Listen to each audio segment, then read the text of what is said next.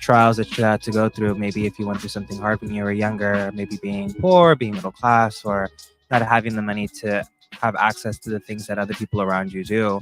It's setting up that safety net so that not only you, maybe later in your life, but also your kids, their kids, can end up having the luxuries that you would have wanted when you were young. This campaign to create awareness to generational wealth is brought to you by the Department of Neighborhood's Generational Wealth Initiative, the Washington Housing Finance Commission, and Rainier Avenue Radio. World. Create your generational wealth for you and the future of your families.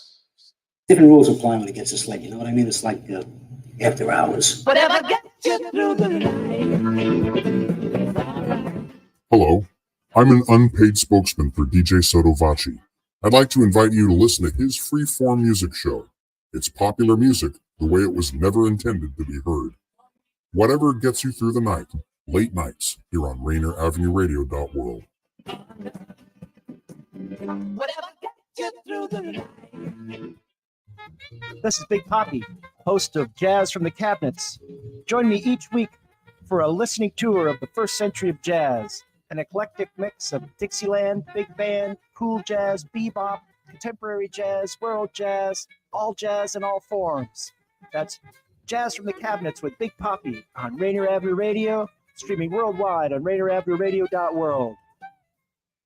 Atlantic Street Center has been serving the children, youth, and families of the Seattle-King County area since 1910. We partner with families and communities to raise healthy, successful children and youth through services including counseling, early learning, youth development, domestic violence, and education support for school-aged children. Committed to serving the African-American community, Atlantic Street Center provides services and support for all marginalized people. Learn more at AtlanticStreetCenter.org.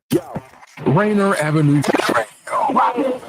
Seattle's best music, talk, and sports station.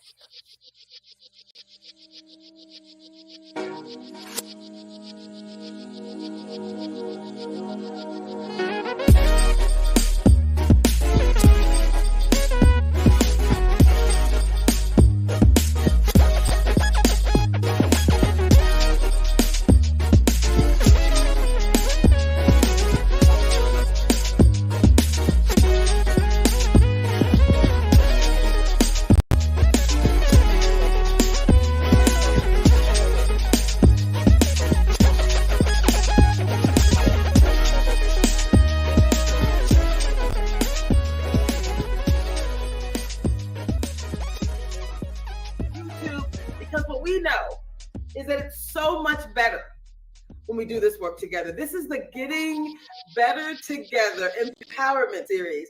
This is also about us living powerfully. This is the Living Powerfully experience. And so we're going to do a couple of things today. So stay with me. We have a live radio audience for an hour from 6 to 7. We have people in the room who really are going to actually create a space to show what really being and really this experience that we're creating. So my name is Dr. Traci Harrell. I am the immediate past president of the National Black MBA Association. I'm also president of It's All Bigger Than Me Consulting and It's All Bigger Than Me Ministry. And I am here to bring both the science around transformation as well as the spiritual side. I had to bring in some experts. One of them is right here. I'd like to introduce Dr. Linda Smith, who happens to be the pastor of the Martin Luther King Jr. Memorial Baptist Church. Dr. Linda, would you like to share what has been most exciting for you about this Better Together Empowerment Series? I think last week was just really amazing. First of all, to hear the different perspectives about what life entails, and then to engage our listening audience, our participating audience, in ways to dive into the inner self, into that inner person, and to be able to reflect and think about ways that they can live better, to really grasp the fullness of what life is really intended to be. So I think it's really a powerful way of awakening us to the fact that we all have work to do, but together we're better, and that we can do this work together. It makes it more powerful because we realize that we're not alone. I love it. I love it. Now, part of what we said we were going to do here is we're doing this in person, but most people wanted to join online. We had a couple of individuals who said, I love the physical manifestation of us being here in the room. And so one person that we're most excited about having here is my pastor, Pastor Braxton. Pastor Braxton, can you just tell us real quick, what gets you most excited about this concept of getting better? This was your theme for 2024, and now we're creating a true manifestation in community, how we can continue to get better. Why is that important? And what kind of got you excited about this whole series? Well, I think first of all, we live in a world that seems in many ways to be tottering on the brink of collapse, and people feeling like life is spinning out of control. I was taught a long time ago, don't waste time fretting over what you can't control. You have to take command of the things that you can control in your life. And getting better is a simple, practical statement about us taking account of those things in life that are within our reach, that are under our command, within our control, to affect a difference and a change.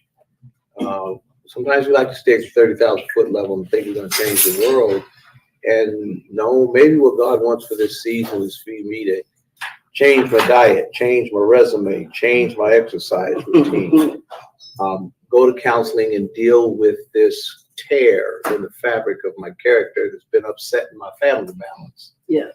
Those sorts of things.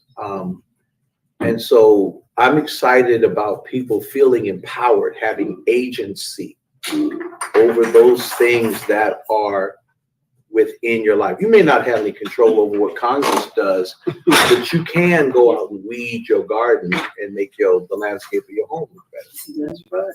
So get better. Get better. Improve the value of your property by taking care of some home projects that you actually can do. I love it. I love it. I love it. Now, we also have Debrena Jackson Gandy. She's joining us remotely. And I asked her the very same question. I said, Debrena, what did you like best about really being in a space like this? What were some of your favorite things? And Nathan has a video of what she shared. I just love the diversity of the panelists that you had for one, because it was kind of like talking about an elephant, and each of us had a different perspective of the elephant that we were sharing about, but all together we had this whole elephant conversation, so to speak. Yes. And there's so many wonderful directions you can come from when you are doing this kind of, wealthier, happier kind of work that you're doing. There's spiritual, there's psychological, there's transformational, there's mental. And we got to hit it from all angles. So I really enjoyed hearing all the perspectives. Like, it gave a whole 360, because some people, coming through the spiritual door is the door that resonates most with them. Some coming through the healing door, the emotional door, the mental door. So regardless of what door you need to come through, it's available through this series. So I think that's one of the things that I enjoyed the most hearing and being a part of, and also how forthcoming the audience was. To share and be forthcoming, because that's a new muscle, right? That's a new muscle, to bring your voice forward when there are other ears that are going to be hearing you, not just you talking back to yourself. So I love the Better Together, the community collective piece. So powerful. Yes, I love it. I love it. And what was truly powerful, I think we had 264 actual impressions from this experience, which is good when you're showing up saying it's all about us getting better. I had someone ask a question about something you said, Owen, which is why I wanted you to be up here as well.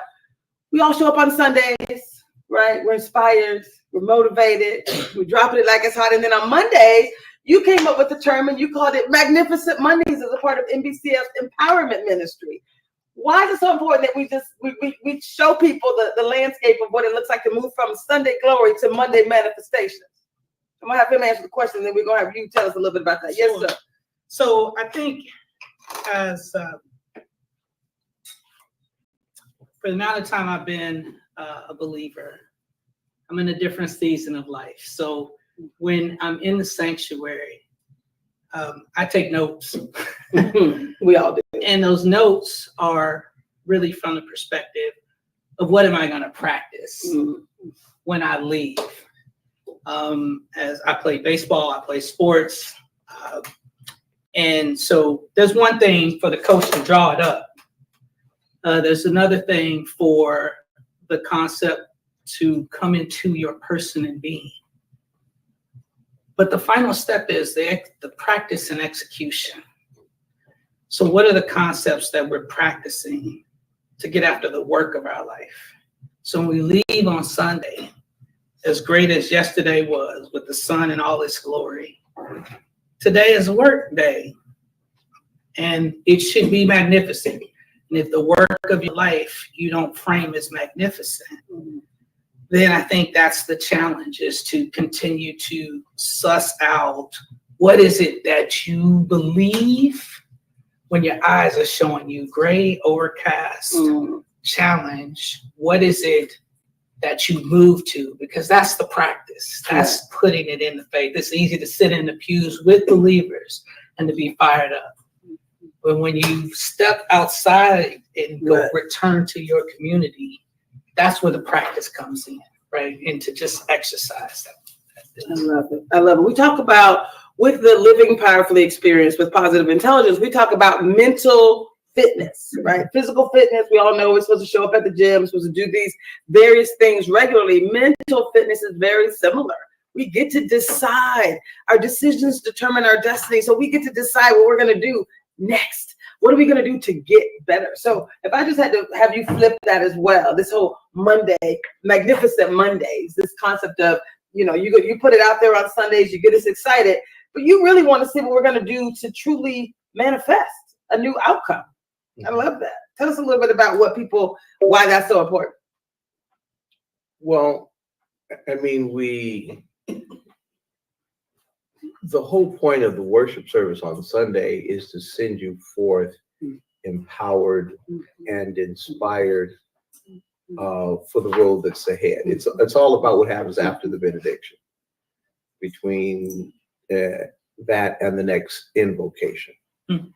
And, you know, it's funny, we move on this death resurrection paradigm.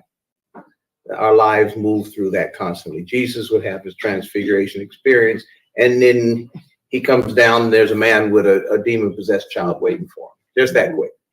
You have this transfiguring experience where your countenance is changed and you get down in the valley face and live in hell. And people live lives on that. You have a great breakthrough moment, and then you get a phone call and life's out of control again. And now, you know, you keep coming back to the place like inhale, exhale, that puts wind back in your sail, gives you hope, realizing you're not alone, but then you got to go out and fight that battle. You get depleted, so you come get filled up again. You get depleted, you come get filled up again.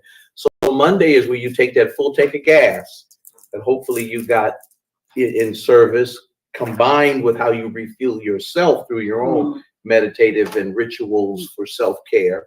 Because it's not all, you know, there's a connection between the body and the soul. You not only need worship on Sunday, but you may need a massage on Monday and some chiropractic care on Wednesday. And we have to think holistically, because you can't preach and sing over bad personal care. And we can't ignore the psychosomatic relationship between the body and the spirit. Bad health leads to feelings of depression, and feelings of depression and sorrow can lead to physical manifestations. So it's about a holistic routine. Life be lifing. See, we're dealing with macro issues we have no control, and micro issues that are near at hand that deplete us and challenge us. And all of us have to get into a healthy self-care routine that involves the spiritual, it involves the emotional, it involves the physical. These things reinforce us so that our bodies can stand the stress of life as it be lifing. Yes, I love that. I love it. So much of what you said has just inspired me. And I'm like, there's such alignment that I just knew that we needed to really have this type of focus. And we were talking about empowerment. In my mind, it was like it's the science and the spiritual. It's the science and the spiritual. And then Dr. Linda and I reconnected after doing some MLK work, and she said, it's healing. We have to heal our community. And so I'm going to give you an opportunity to, I know there's a moment where you get to help us to center and talk about why is it more than empowerment? Why is healing also so important in this work that we do? Okay, well, healing is important because we're all on a journey. And I think the journey for all of us is to be healed and to be made whole. And if I could just step back for a moment, it's about us reclaiming our authentic selves. I grew up in the South in some pretty hard theological concepts where I thought God was this God that was a judgmental God and constantly out to get me and condemn me. So I had to take a journey back, and I had to go and relearn Jesus for myself to set myself free. And that is the path, I think, of healing is how do we set ourselves free from the limited beliefs and the thoughts and things that we carry forth, trauma after trauma from childhood, from our work environment. And even, we've often heard a lot about church hurt and church hurt about people feeling like they're being judged and where Jesus really talked about love. And so one of the things that I think we have that's important for all of us is that self-care, the compassionate care, taking that time in each day to, I think Dr. Braxton alluded to it earlier, is about finding that space to meditate, healing ourselves. And it's important to be able to have a circle of people that you support, that you can do it with. Biblical text talks about 2 or 3 are stronger than the other, than one, and standing alone. So the work that I've done is about community healing from the trauma of the past, and so that we can move forward in a better way spiritually.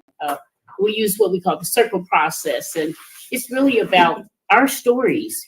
Knowing your stories, because embedded in all of us is a story in our subconscious that it sort of lays there, it festers and comes out in anger and us not being happy and living to the fullness until we process that.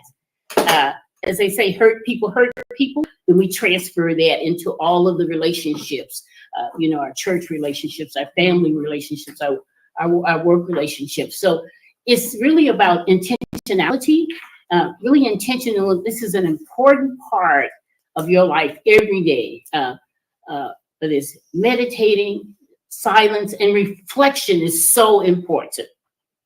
We have to ask ourselves those hard questions every day, because that's the only way we're ever going to get to the truth. Not what someone else tells us, but what we are telling ourselves is. And so I believe in reflection as a really important part of healing ourselves, is taking the time to ask ourselves those hard questions. I love it. I think you were gonna create a moment for us to really just pause for a few beats and just kind of center ourselves. I like how you talk about wellness and connectivity. I'm gonna allow you to do that healing part of the centering with you guys ever heard of a sound bath as part of meditation?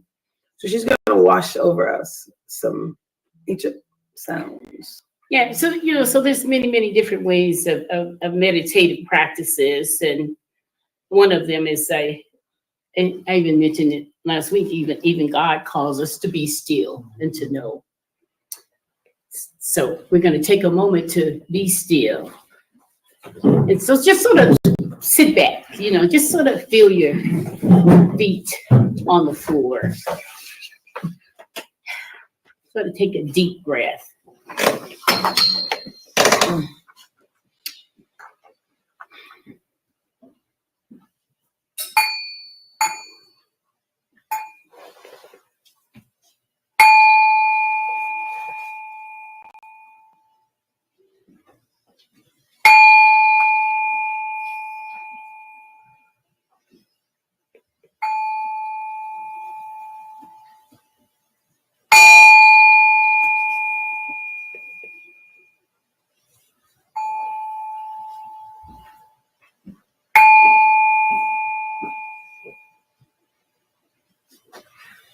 I love that. And hopefully in that process, you felt your heart beating, you felt your breath breathing through, and a sense of calmness. And we all need to do that every day of our lives, to let go of the old, to bring in the new. I love it. Thank you so much. And what she just described, and there's multiple names for it, which is why I was like, do your thing. Let's go with your practice. Then the neuroscience part of positive intelligence, we call it a PQ, or positive intelligence quotient. There's a measure of how calm you are. There's a measure. And we call them PQ breaks. It's pausing. It's breathing. The power, it's in the pause. The power is in the break. So we're going to talk a little bit today about saboteurs. When you're about to be triggered, right? When you're about to go off, as they say, it's the power of the pause.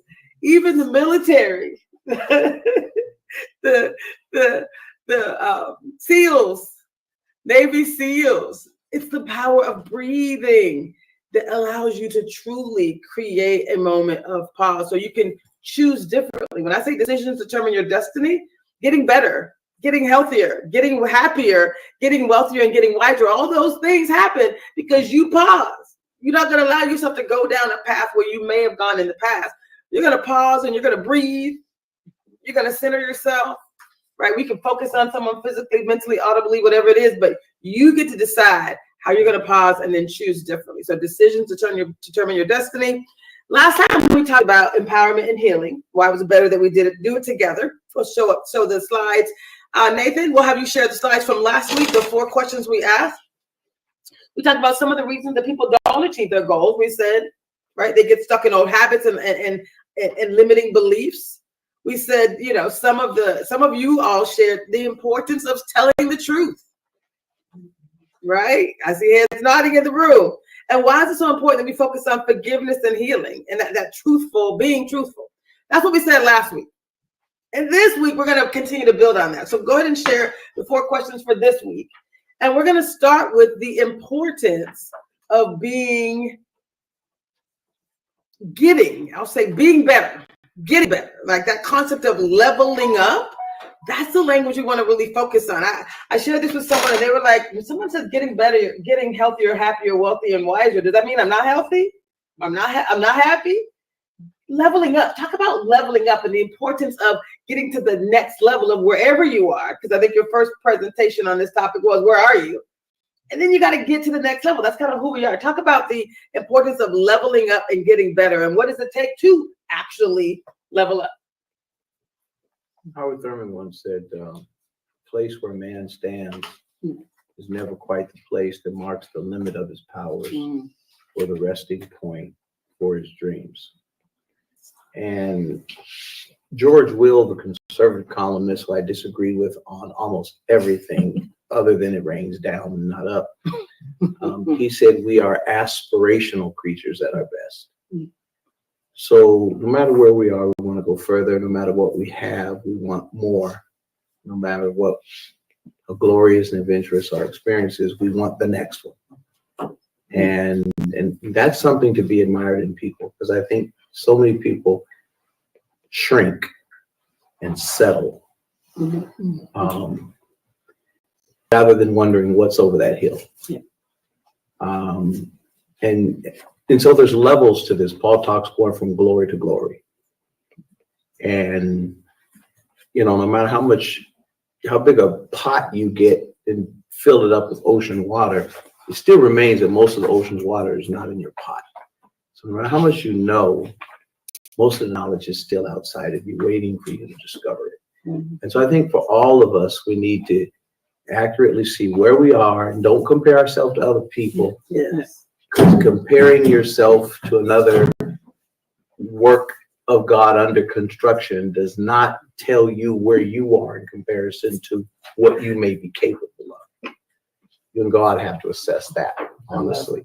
So I think it's about saying, okay, I've done this, I've achieved this, but what's next for me? Because we live futuristically. The past is only a reference point.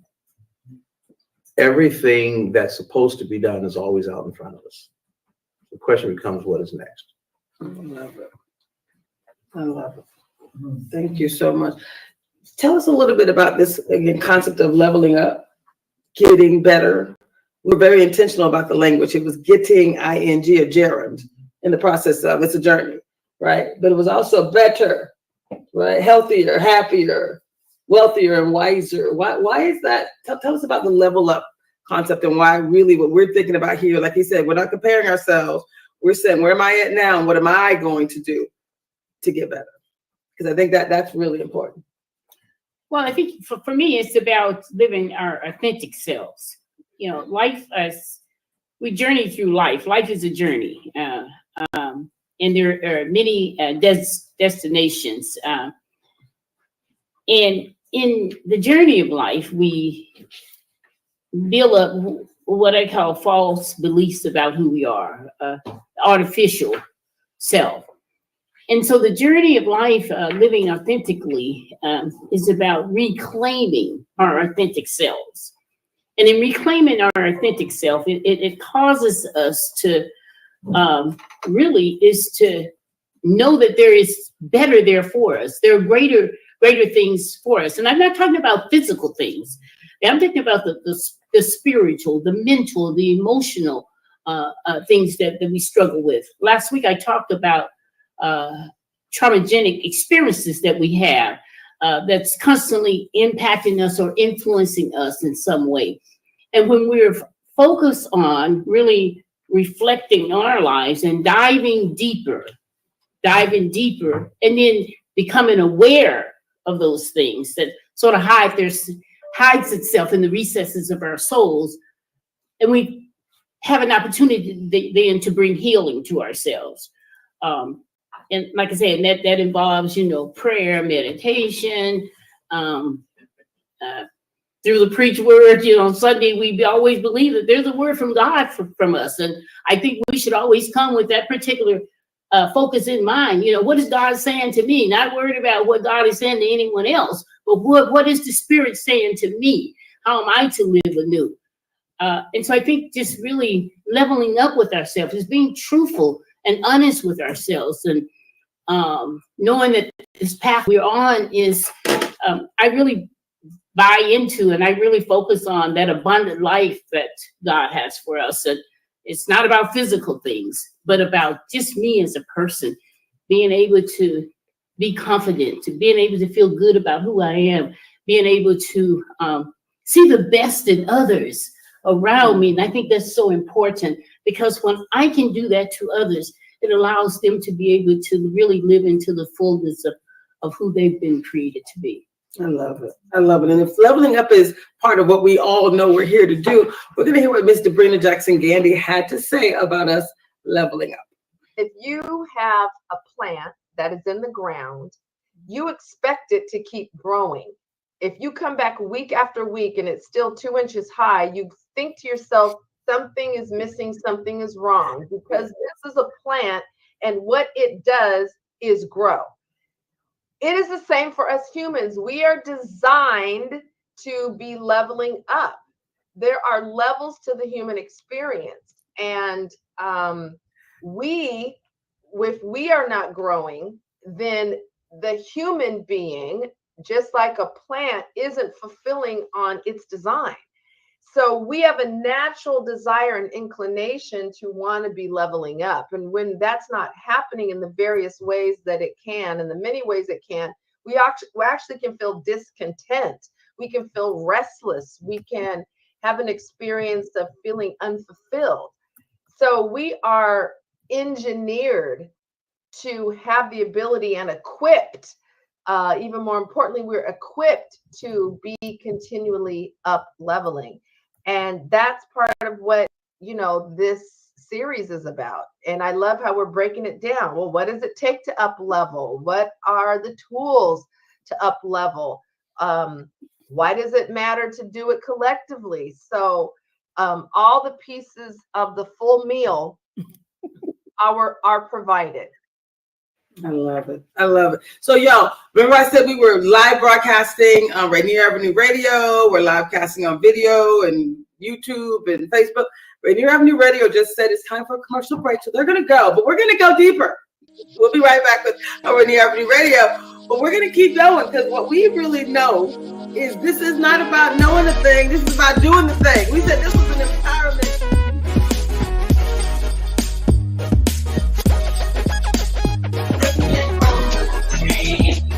Paul Pearson, host of Star Time, and this is my real voice. Honest. You're hearing it on Rainier Avenue Radio. .world. Should have told her you were sorry. Did you know that there's an updated COVID-19 booster that protects you even more than the original vaccines? Even if you got the first vaccinations, now it's time to get this new updated booster shot. It's especially important for adults 50 and over and people with a compromised immune system. Even though you may not hear about people catching COVID as often, each week in King County, some people even end up in the hospital because of it. So check with your loved ones and make sure they've gotten an updated booster. For more information on where to get a COVID vaccine, including free vaccination resources, visit kingcounty.gov/vaccines. kingcounty.gov/vaccines. Tune in to Real Estate and Money every Tuesday afternoon from 2:30 to 3 here on Rainier Avenue Radio.world. Join your hosts Violetta Strash with John L. Scott Kent North and Tina Lombard with Guaranteed Rate Affinity. They'll help you navigate the waters of our volatile real estate market and offer you some guidance on how to make your hard-earned money work to make your dreams come true. Learn about current trends, get tips on financial matters, and have fun, interactive discussions about your home inside and out. That's Real Estate and Money. Mga kaibigan, ito po si Kuya Bert Kawili. And this is Miles Salvador from Australia. And I'm Norb Kawili, also known as Norbcam. Kung gusto niyo po ang latest news and events from the Philippines at yung local Filipino community, Phil-Am Radio po. We play Filipino music and interview guests from all around the world. And I'll keep you updated on the latest Seahawks and sports news. Kaya always tune in, Phil-Am Radio every Tuesday, 1 to 2:30 p.m. Pacific Time on Rainier Avenue Radio.world. And in YouTube and Facebook. Salamat po. We must all remain committed to slow the spread of coronavirus, taking care of ourselves and not putting others in harm's way, especially those already at high risk of getting seriously ill, including people over 65 or those with underlying medical conditions. If you must be out, avoid crowded areas, stay 6 feet or 2 arm lengths away from others, and wear a face covering. Wash hands frequently with soap and water for 20 seconds, especially after being in public spaces. Avoid touching your face, cough or sneeze in a tissue, then throw it away. Disinfect frequently touched objects. And if you have symptoms of fever, dry cough, and shortness of breath, call your healthcare provider before going to their office. Slowing coronavirus means taking care of ourselves while also protecting others. Even if you're not at high risk, these steps should be taken to help slow the spread of coronavirus. We are all in this together. This is Paul Pearson, host of Star Time. And when I'm not driving my sweet AMC Pacer through the car wash, I'm listening to Rainier Avenue Radio.world. You missed a spot.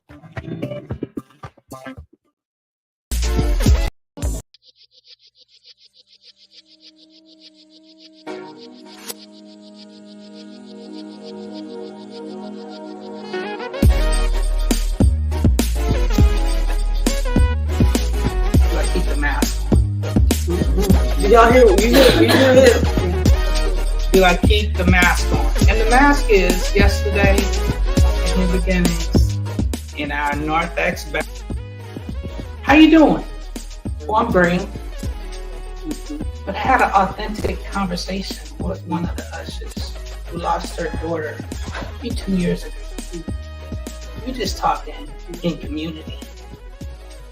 And we made a courageous decision to take the mask off. Right? And that literally is the walk from benediction to practice. When someone asks you in your family, how are you doing? And they can see in your eyes, yes, I have the mask on, but I need to tell you, I need to trust you. And the saboteur assessment is just another tool in what I call God's process of being courageous enough to take the mask off and live in community. Yes. and to say, this is the evaluation of where I am. And the conversation may be for the other person, but it's literally what we walked away from in that conversation is we had given it to God. And we share with each other. There's some times where I thought I gave it to God, but God knows. Oh, you still want to work on it? You still want to work on it? Then the God that I believe in lets me work on it until I make that decision to give. So I think the saboteur assessment will challenge you to do that. And my prayer for everyone is the loving is in being courageous enough to take the mask off. I love that. And what, thank you for that. That was deep. And what's interesting about Owen, who is, like I said, leading empowerment, educational empowerment at New Beginnings, you know, what's your nickname for me? Harriet. He calls me Harriet Tubman. Yeah, because God actually showed me my initials are T.H. Traci Harriet Tubman Harrell. I swear to God, when I was 13, set my people free. And I was like, okay, let's go. And I call him Frederick. Because Frederick Douglass is on a mission as well. And when we were talking, that's our joke. That's the big joke. Because we try to set our people free. We try to do the thing. Are you with me? We get it. When he said to me, and we're building on this relationship, and as a transformational coach, I was like, okay, let's go. This is empowerment. This is what it's going to be. And he was like, Traci, it was deep. Like he literally was set back, but then you also leaned in. You were like, but let's go. And normally when I say go do the saboteur assessment, it's between you and your creator. But I was on the phone reading him the question. He was giving me the answer. Like, wow, I'm putting it all out there. Like, I don't know you like that to give you all of my business, right? But he did it. And so he was able to take the veil off. That's what coaches and consultants do, is we show up for you to help you to go on that journey. And the fact that he was willing to do it was so powerful. And it took our relationship to another level, but it also took your journey of transformation to another level as well. So that truth telling, start with yourself. You don't have to tell someone else. It's deep, right? But when you're telling the truth, it does create a space for you to truly transform. So either one of you want to share a little bit about truth telling? I want to really appreciate Owen's story because it's Owen. Okay. And it's the power of to be heard, to be healed, and to find hope. And in that story that he told, it exemplifies what it means to be able to tell your story, to be heard, and healing came forth. And then they both went away with hope. And that is the power of community. That is the power of one or two people coming together. Because neither one of them worried about somebody running back to gossip about it, to talk about it. And that's what makes it sacred. And that's the power. So I was thinking as you were telling the story, there are three things that we all deal with: afflictions, abuse, and addictions. Afflictions, fears, etc. Abuse. You know, we often think about domestic abuse, but there are more abuse that we do to ourselves. And addictions. We normally think about addiction as just those people who are addicted to drugs or something like that, but we're addicted to so many things that impact our well-being. And so when we start to process our lives and our stories from those perspectives, it really enables us to rise above those things. And when I think about this, saboteur assessments, as I was sharing with you over the years, I've probably taken hundreds of them. You know, being in the leadership world, we often took assessments about, you know, who we were and our strength and our weakness. And as a pastor, I went through assessments to, just, looking at my strengths and my weakness. But those things over the years has really been like, it's kept me awake to who I am, kept me aware of who I am and the things that I need to do to be healed, so that when I'm, interacting and building relationships with others, that I'm not putting my stuff off on them. So I think the assessment is really powerful because it really opens us up. So, Pastor, do you want to say anything about? I'm so glad you slipped in the Morehouse man. Perfect time. You see how they know. This community knows. Is there anything you want to say about truth telling, or even just the concept of the things that hold us back, these saboteurs? Why it's so important that we really are willing to go deep and take those masks off? I think ditto is enough. I really appreciated what Owen had to say. It is a decision to take down the mask. I think you have to be wise where and with whom. Yeah. I've had many people, they didn't know I was a clergy. I make a point of not telling people I'm a clergy, like if I'm on a plane and sitting next to somebody for 5-6 hours and can't go nowhere. I don't necessarily want 5 hours worth of confession. So they ask me, what do you do for a living? I said, I'm in education. I am. Management. I am. I don't want to listen to 5 hours of stuff that you need to get counseling or a priest for, because I'm not a priest. I'm Baptist. And so I think you have to be clear. You have to be careful, because everybody won't keep your business. That's true. Will that song say, I'll keep your secrets? Right. Exactly. Some people put them on social media as soon as you spit them out your mouth. That's right. So one of the things we learned is, where are my safe places to go and share? Because we all need to take down the mask. The question is, before whom? Yes. Confession, the whole concept of confession as a sacrament in the Catholic faith, which they believe in grace, the objective poles of grace, where the sacrament itself becomes a very medium for a transaction of grace. And so they believe that by going into that confession booth and unloading, grace is imparting. That there's a bit of redemption that happens just by speaking your wrongs. That is critical to the path of redemption and recalibrating one's soul, one's spirit. But you have to be careful who the audience is. A priest in a booth, in a controlled situation, that's one thing. But everyone, you can really complicate your life by sharing to the wrong person. And usually the person who's begging you to tell them is probably not the right person. A lot of people out there who have an appetite for your secrets. And so I think finding our way to those professionals, and we are a community that historically has had an aversion to professional help. A lot of people, I've tried to get people to go to counseling and say, Reverend, I just want to talk to you. And listen, I'm not going to mess you up in the name of Jesus. I'm not a psychoanalyst. I'm not a psychologist. I'm not a psychiatrist. I'm not a psychotherapist. I'm a pastor. I know what my lane is. And I tell parishioners all the time, it says, if you trust me as your pastor, then you need to trust my referral to you, to the person who is anointed to help you in this aspect of your well-being. Yes. And so I think we have to be wise and careful with whom we share. I've seen people get killed because they shared the wrong thing with the wrong person, literally.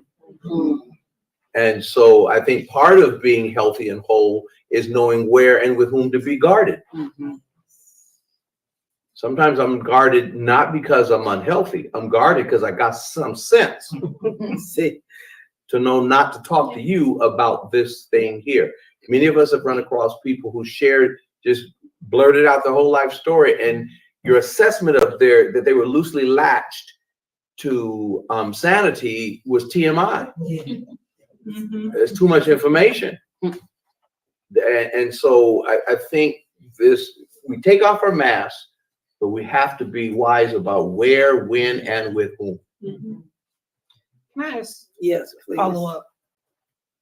You talk about that space of being, when you're a believer, and then making that assessment of, okay, it's time for me to see someone to actually have that therapist. Like, and the specific question is not that I'm looking for a specific recipe, but I'm looking for, I think it's helpful for people in community to understand what that pathway to therapy looks like. So you can be praying and still be moving your way to therapy. But I've had friends who have said, well, is it a betrayal of my faith to say, well, I'm going for therapy, so I'm not giving it, I'm taking away from God and I'm trusting the science. Can you talk? I think that's a real good question. I appreciate it because, we always preach and sing and pray that Jesus is a wonderful counselor, right? Wonderful counselor, mighty God, Prince of Peace. And, I'll give you an example in my own life. When I left my previous church, I left after being the target of a media campaign by one of our local Black media persons for 16 months, from March of 2004 to July of 2005, every single day during the drive time. And every Wednesday when the newspaper came out, there was a Leslie Braxton story. They called me everything from a child of God. It was not based in truth or reality. And it fed on itself. My children were hearing it. And they were traumatized and wanted to call in and defend their father. And it's something when people make you walk around town with your clothes on fire. And so when we started New Beginnings, we were a gathering of refugees. My financial secretary had been drugged out of the church that she was baptized in and walked past the chairman of the deacon board, the man who baptized her decades earlier, and the chairman of the trustee board, 3 men drug out by 2 Seattle police officers because she was trying to send out an audit to undercut reports that we were stealing. And they wanted to stop her from doing her job and sending out an audit. So a woman was drug out of her church by the police, called by officers of the church, including the man that baptized her. You want to talk trauma? Church hurt? So when we gathered in the cafeteria to rent a school, I was a father who I'd tell my children, put the phone down. You're talking about people who were drug out of their place of worship. You're talking about people who had been threatened physically. And so I was at the YMCA right around the street from Mount Zion. And Pastor Robinson from Plymouth Congregational said to me while we were working out, he said, Leslie, have you considered therapy? And I got mad. I'm like, this white man, he's a friend of mine, he's a good white man. He said, you know how we talk. He said, this white boy trying to call me crazy. You know how we are. I got 3 earned degrees. I ain't crazy. I can do crazy. Right, yeah, right. As James Brown said, I don't know karate, but I do know karate. But clinically speaking, I was offended by the suggestion. But about a month later, I came back to him because after about 5 or 6 times waking up in the morning and looking beside me, and the bed is empty, going downstairs and asking my wife, I said, well, you're not feeling well? Were you having digestive issues? She said, no, it's not safe in our bed anymore. I said, what are you talking about? She says, you in the middle of the night, you're sitting up in the bed, dead sleep. You are screaming, you are cursing, you are throwing punches. You are a 240-pound man. Wow. It is not safe in our bed. Wow. And that's when I went back to Pastor Robinson. I said, can you help me find somebody that is safe for me as a pastor to talk to about how I've been fantasizing about killing some of the people that I'm called to preach life to on Sunday morning, because I got feelings too. And then I found myself in therapy, and I had a therapist tell me, write a letter that you can never afford to mail. Who out of all this hurt you the most? Who out of all this? The top 3 people, and I wrote 3 letters. And he said, I thought it was a stupid exercise. So I wrote them. And then he said, he put a chair there. He said, now read it to that person. What? Read it. Oh, man, come on. Read it. All right. So I read it. I read about the first 3 lines. It was 3 pages long. I read about the first 3 lines. I didn't even look down anymore after about the 3rd line. It came out of me. So it was in. And after that, it came out. And the tears were welled up. I was shaking. The snot started. I mean, all the vulgarities. Probably every foul word in the black cussing lexicon. It was visceral. It was ugly. It was putrid. It was like a pussy wound. It came out. And I was exhausted. And then I had 3 sessions because I had 3 letters to read. By 3 people who had hurt me in ways, as Gardner Taylor said, psychic indignity far more painful than any nails you can drive in someone's hand. I was bleeding underneath my robe. I am trained to automatically go into battle mode like any soldier on the battlefield. You take a gunshot, you didn't realize you got shot till you get back to the depot. Because you're trained to just take care of everybody else, handle the emergency, think of yourself later. But in my humanity, I was hurt. I was very hurt. And I was so hurt that the people around me in my living space, I was a threat to them. And when I, as a husband, became a threat to my wife, that was enough to say, I need help.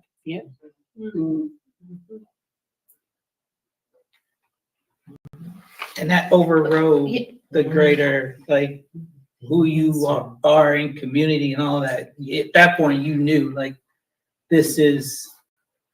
Listen, Jesus said to Peter, he said, Peter, thou art Peter. That was not on his birth certificate.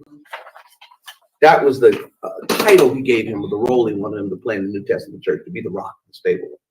His birth certificate said Simon. Simon was a cussing, cutting dude from East Galilee. He ran with dudes like James and John, the sons of thunder. It was a rough crowd. Jesus makes straight strikes with crooked sticks. And when Peter said, Lord, I'm ready to go with you both in the prison and to the death, Jesus said, Simon, Simon, behold. And he just called him Peter, which meant rock. But then when Peter started overly boasting about what he was ready to do, Jesus, knowing him in his humanity, said, Simon, Simon, behold. Let me talk to the little kid from Hilltop in Tacoma, because I know how the enemy's going to attack you. I know your issues with anger and rage, and I know that dysfunctional home you came from with your neurotic mother. I'm not talking about myself now. I'm talking about y'all. All y'all got windows that are loosely latched and floorboards barely tacked down and basements, windows that are ajar. The enemy knows how to get in your house because he's been there before. And no matter how many titles or no matter how much anointing you put on the top of it, when the enemy attacks you, the enemy is going to attack you at the place of vulnerability in your humanity based upon your own personal narrative. Say it again. And I came out of a household where there was domestic violence, where there was PTSD, Korean War veteran who slapped around everything in the house. My first concussion was not playing football. A little boy thrown up against a wall by a grown-ass man who never got the health care that he wanted. And the mama took us to church on Sunday morning, and we dealt with a madman on Sunday night. And I lived that dualism, going back and forth between heaven and hell every day. I understand my people when they come in on Sunday morning. So getting education did not mean that I didn't need to get help. And that's why I push counseling. That's why I am selectively transparent. I don't tell it all, because y'all like to share too much. But when it's appropriate, I'm just a nobody trying to tell everybody about somebody who can save anybody. I'll pray for you. But if I don't do the work I need to do on myself, I've spent years in counseling. I have a therapist now. Why? Because I know for all of my religion, if I'm triggered in the right way, I come from crooks and killers and drug addicts. I could put you down like a dog with a broken leg if I don't watch myself. I know who I am. And I think that right there is so beautiful. That's why we love you. Because you show up and you're full authenticity. Why? Because you think I'm half crazy? Me too. Crazy like crazy. Look. Crazy love crazy. Yes. I'm like, see, that one right. Listen, that one right there know the truth.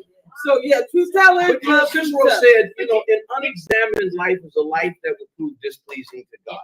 And, you know, I examine myself closely. And the things I do is I know me. Yes. I know me. There's certain things, certain people, certain stuff I have to stay away from because I know me. My commit. Gandhi said, I practice nonviolence because I am very violent. Yes. I raised my kids without putting a hand on them. I've been married 35 years. I never put my hand on my wife. And I'm one of the most violent people I know. I practice nonviolence because I am very violent. I fought my whole childhood to stay safe in my home. I fought my friends. I was banished from every campus of the Tacoma public school system the last 3 weeks of high school because I put our student body president in Madigan with his skull fractured 3 different ways because he called my girlfriend a name and I was not having it. And so I practice nonviolence because I am very violent. Nonviolence is an ethic. I don't live according to my emotions. I live according to my convictions. Nonviolence is a conviction. Violence is my nature. So the reason we have you all, thank you so much. This has been so beautiful. The reason we have each of you exploring your saboteurs is because in case you aren't quite as aware of this one right here, right? I know I got issues. I say it in a minute. Y'all can represent, right, however you want to show up. My masks are almost transparent, right? But I also know what tools can work for us. So when I say there's not one, it just happens to be one that is easy. So I call it, it's called a saboteur assessment. It's something that we can all do to identify those things that he just described. If to that own self be true, if you know that you have a tendency to A, B, or C, right? It's really that visibility to see the thing. That's how you get better. If that thing has prevented you from doing the things you want, that's how you get better. You see it, you recognize it, and you say, I'm not doing that today. I'm going to choose to be different. I'm going to choose a different path. That's the pause. It's that pause. It's in that moment where you get to decide. Decisions determine your destiny. So when someone is on the edge, you get to decide if you're going to go hilltop. You're going to go to the mountaintop. And you typically choose the mountaintop. Right? Well, hilltop technically. The metaphor kind of breaks down there. So I want to just really draw from one point that Dr. Braxton made, and one that we should never forget, is how the Spirit of God moved in his life through Tony Robinson. Yes. You're talking about, Tony Robinson. And and I think that's the part that we should never forget in this whole process of healing is God watches over us, and that's how God takes care of us. And to me, that was just so powerful because we often don't want to hear about therapists. We don't want to hear about counseling. He's so right. People think the preacher can fix everything, and so I just think to be attentive to the Spirit movement. If you remember my quote from the very first session, that we are to be attentive to the Spirit movement in our lives to bring about that healing and wholeness. So thank you for sharing that. That's just really our humanness, our humanity is what we live out of, but we try to be transformed into the likeness of God's power and God's Spirit. So thank you. Yeah. I love it. Very powerful. I love it. Now, I know we had several people do the saboteur assessment. Does anyone want to share their saboteurs? Sure. Okay. You got a few people who want to share? So I'm going to have you come up real quick and just share what were your top saboteurs. My top three. Yeah, top three real quick. You can stay. We're just going to have you can just stand. You can stand. Okay, you can just stand. You can get Nathan. Can you capture it real quick? So my top three saboteurs were restless, hyper-rational, and hyper-achiever. What does that mean to you, and how have they shown up to prevent you from perhaps accomplishing some of the goals that you've identified or affected your relationships, your well-being? Talk about that. Well, first of all, I was not surprised by my results. I feel like I've been restless since I had my first son. I have 3 children. They're all adults now, but somehow that restlessness never went away. And then I get bored easily. So I know that about me. I get bored. So I like to have a lot of things going at the same time. The second thing is hyper rational. I've had people say to me, you know, we'd like to see the more human side of you more often. So great. I love that. I have no problem with it. Just don't know how to do it. It's all right, you know. And then the last one, hyperachiever. I'm like, in my family, the first one to do a lot of things. So I'm like the first to do this, the first to do that. I don't know. I think a lot of it has to do with how I was raised. I was raised in a single parent home. My mom, I was just left to do a lot, you know, because she was working, trying to keep the lights on and pay the rent. Well, somebody got to be back at the house running the house. So that's what I did, you know. So I don't mind it because I embrace all of me, right? So what I try to do is put people around me that can handle that. So I built a successful business. I have a lead baker